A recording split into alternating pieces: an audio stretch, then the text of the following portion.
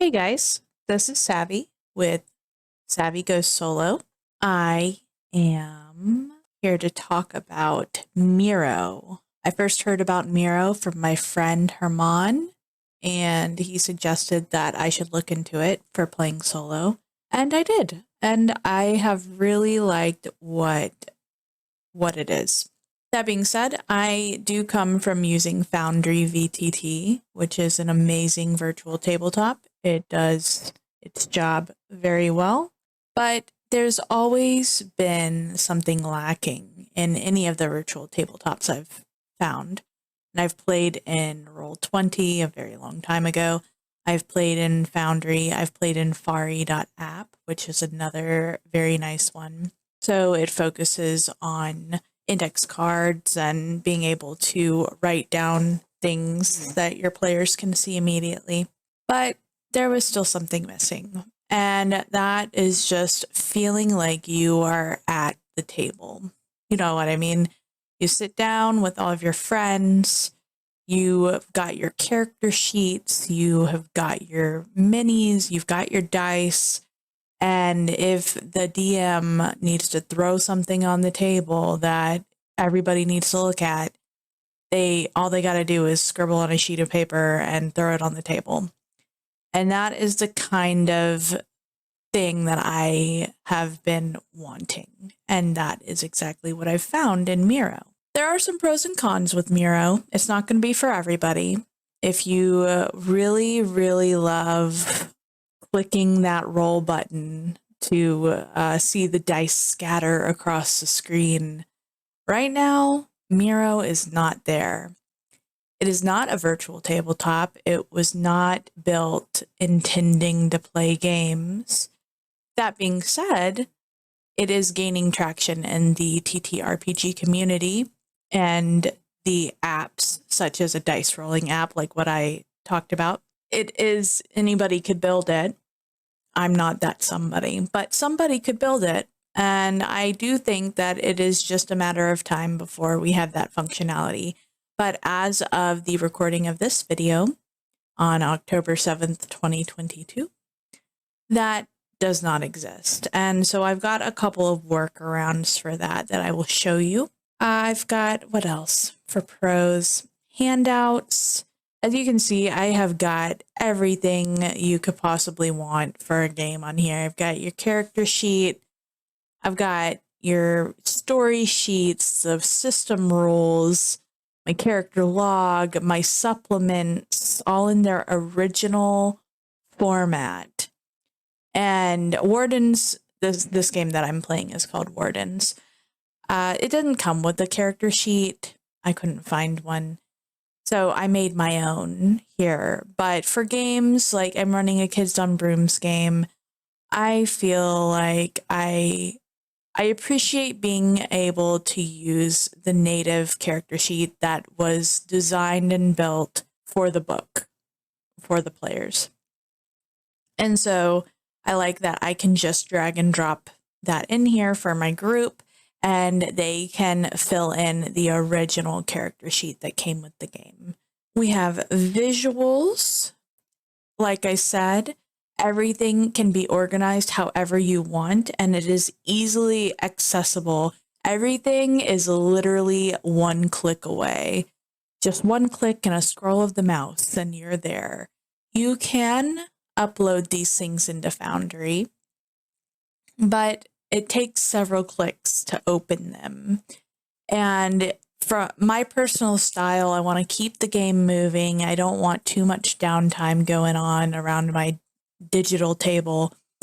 And I want them to see what they need to see as soon as I put it up there. So that's where Miro is a win for me. All I have to do is drag and drop it. Or if I want to throw up, like if I'm making a boss, an encounter, I can just throw up a sticky note, type his stats onto there, and off we go. Whatever they need, if I need to relay information to them, it is so easy and so simple. And it's just easy to use out of the box. You load it up, you create an account, you load up the screen, whether you're a GM making a board or you're a player coming into a board. And it's completely accessible from the get-go. There's a very, at least for what I've used it for, the learning curve is almost flat, which is nice. The cons, no dice to roll, but I do have some workarounds. Only 3 boards, and that is, it just depends. What are you using Miro for? I use it for group play and for solo play. It's difficult if you are using it for group play and you want 1 board per game that you're running. For me personally, we sometimes are running anywhere between 2 and 4 different games at a time. You only get 3 boards that are shareable, but you can create an unlimited amount of boards. It's just after the 3rd, those boards are view only, which is fine. If you're playing solo, you don't need to share with anybody else. So it just depends if that's a con for you or not. Another con, and this is specifically for the people who enjoy keeping some sort of secrecy and mystery around the GM screen hidden from their players. This hide feature is only for upgraded users. It's locked behind a paywall, and that paywall I think starts at $8 a month. I personally would not get much out of paying that just for a hide feature. I don't use a hide feature. I'm very transparent with my players. I don't care if they know what I know. One of the best things about this is the drag and drop interface. You got a PDF? Well, yeah, I do. Let me see. So I've got my PDF here. Drag and drop. And wait for it to load, of course. There it is. And you can see you can navigate at the top. You can use the arrow keys. It does take a minute to load, and the longer the PDF, the longer it'll take the load. You can do that. You can change the numbers to jump to a page that you want to go to. You can even bookmark, pin a page, extract pages, separate the PDF out. It's super nifty. What I like to do is, instead of keeping the whole PDF on here, I will say take the rules, take whatever rules that I need, and I will copy as image and then paste it. Oops. Try that again. Copy as image and paste. And now we've got an image, and I'll do that. I'll create my GM screen with all the rules separated like that. And then I will actually delete the PDF because the PDF can bog down the board, make it slower to load, make it slower to move around. And you just don't want things to be slower than they have to be. So that's what I do there. My favorite thing is getting to use the character sheets that are native to the game. And I do the same thing. This is a PDF. PDFs are larger than images. So we want to copy and paste that, delete the PDF, use the image. Anybody can be like, you don't have to assign character sheets. You just, throw it on the board and then they can start writing on it. They can use the text button to just type something. I prefer to use shapes. Don't ask me why. I don't know. Maybe it's because I can control like this and a little derpy. There we go. And I make sure everything is transparent. And yeah, that's what I like to do. I like to use shapes. I just put them in there. And that's pretty simple. And then you get to use the beautiful character sheets that come with your games. And that's the biggest thing with these games. We love looking at the books. We love the art.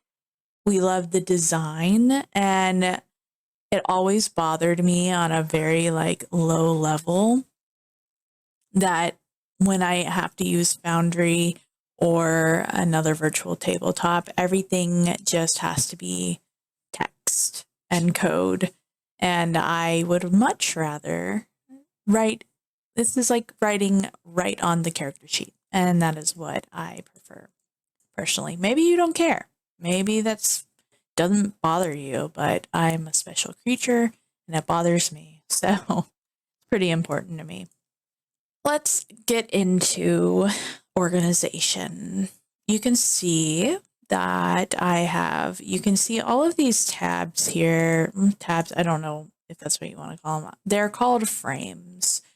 So you can go here for frames, and they are very simple. I like to do custom frames and just build what I got. You can then name it frame, and then you can start adding pages to it. As you can see, I have 2 games going on here. And one board is very large. It's gigantic, okay? You will not want for space here. I would be concerned if you filled it up with images that it would run fairly slow. And you can organize it however you want. I like to have one main frame for my system. I guess this is just for when you have more than one system on a board. If you're just using different boards for different systems, I guess this doesn't matter so much. And then I have my system rules and things that are important, my trackers for plot and characters, my character sheet. I've got my little Hero Forge picture here, which was really addicting. I've got my character sheet here. When you don't have a native character sheet, you can just use shape. All of these shapes, you can make them whatever color you want. And as you can see, they automatically are ready for text. The one downside to this is, as you can see, this is my log. It's longer than this, and you don't have a scroll bar, so it's kind of a pain. Imagine once it gets long enough, it will be quite a pain to just press the down button to get all the way to the end.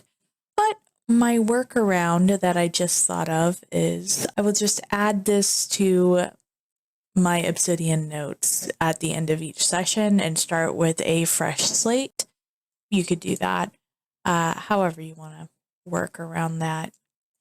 And then I have my location crafter here. That is paid content, so I will not zoom into that.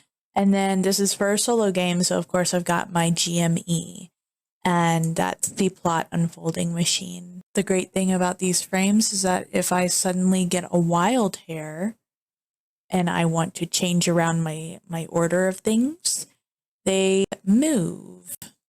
So I've just got to find one that, there we go. As you can see, everything that's within this location crafter frame moves with it. So that's nice. Keeps it nice and organized, and I won't get something left out. Another nice thing for organization, you can see these buttons here. They can link to different parts of your page. And this is all with shapes. Very simple. Pick a shape, make a button, right click, link to, and then just pick what you want it to link to. It can link to other shapes, it could link to pictures, it could link to PDFs, it could link to whole frames, does not matter. And then once you have it set up, you'll have a little arrow, and we go and we click it, and it's there. And as you can see, I have put these buttons everywhere to make navigating very fast. Oracle, lots of characters. Let's see, location crafter. It just lets you hop around without having to zoom out and zoom back in on everything. So that's very nice. So that's it for organization. Next, we've got our dice roller workaround, because like I said, there's no integrated dice roller in Miro right now. I am sure it will come When that will be, I have no clue. There is this dice app. Don't get excited. It's not really going to work for TTRPGs. For one, it is only D6s. For two, if you roll more than 2 of them, it becomes a very long process to get the results. So I should just uninstall that, but I have not yet. Anywho, what I'm going to show you is the iframe. You can add an iframe, and when you press play, it pops up. I've got my little dice roller here. Can roll all the dice I want. Now, you can't see what your players are rolling with this. They will only be able to see it. So if you are super anal and you like to see what everybody rolls, then maybe you would not enjoy Miro. But I personally don't care. My players love to fail. They love to see their characters fail, so I rest assured knowing they will not fudge their dice. And even if they did, I don't really care. Whatever makes the game fun for them makes it fun for me. So there's that option. The other option is physical dice. Oh, you know what? I showed you that option, but I didn't tell you how to do it. How rude. Come right over here to these double arrows.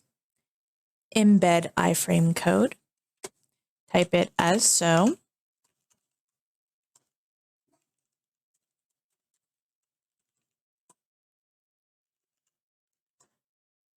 And then make sure that you close. This is called closing your code. And it says the URL I submitted is invalid. Oh, you have to have all of it. Make sure, just copy paste. Don't try to write it in like I did. That should work now. And then you've got a nice little dice roller. And I really like this dm.tools one. And I've tried a lot. Not every thing that you try to put in an iframe will function correctly. So if you don't like the DM tools one and you want to go with a different one, it might not work. It might, but it might not. It just depends on how the website's coded.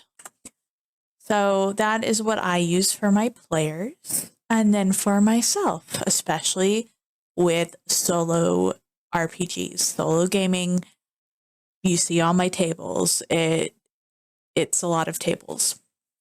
And one of the things that I ran into was that it took a lot of time to roll either my physical dice or get the dice roll from here and then go and try to find the number. And at first I was using these tables with my group. And as you know, time with your group is precious, and you don't want to be spending that time trying to figure out where the number is on your table. So I found this workaround using the add-on called Totally Random. You can add apps by going to Get More Apps, type in Totally Random, install it. But there is a little setup, but never fear, don't be afraid. They're just shapes. They are transparent rectangles that I put around each entry. And this actually doesn't take too long if you are smart about it. And what I mean by that is you have the first one, then you copy and paste it, and then you have both of these, and then you copy paste both of those, and then you have 4, and then you have 8, and they multiply until before you know it, you've got all of your tables done. To use Totally Random, you open that, we're going to pick a random item. These shapes, everything on the board is an item. You want to make sure that your table page is locked. Your shapes should not be locked, or else they will not work correctly. Highlight everything on the table that you want to roll, and then pick a random item. I like to highlight it with red so that I can come back to it very quickly as I'm hopping between my tables. And there it is. It is super quick, super easy. That is the way I like to do it. And especially when you're with your group, the less time you spend basically bookkeeping here, the more time you get to spend actually playing the game and keep your players interested. So that is all I have for you. Let me see how you guys use Miro with your TTRPGs. And if you have any questions about how I do things, feel free to drop a comment below, like and subscribe, all of that jazz. I'll see you around.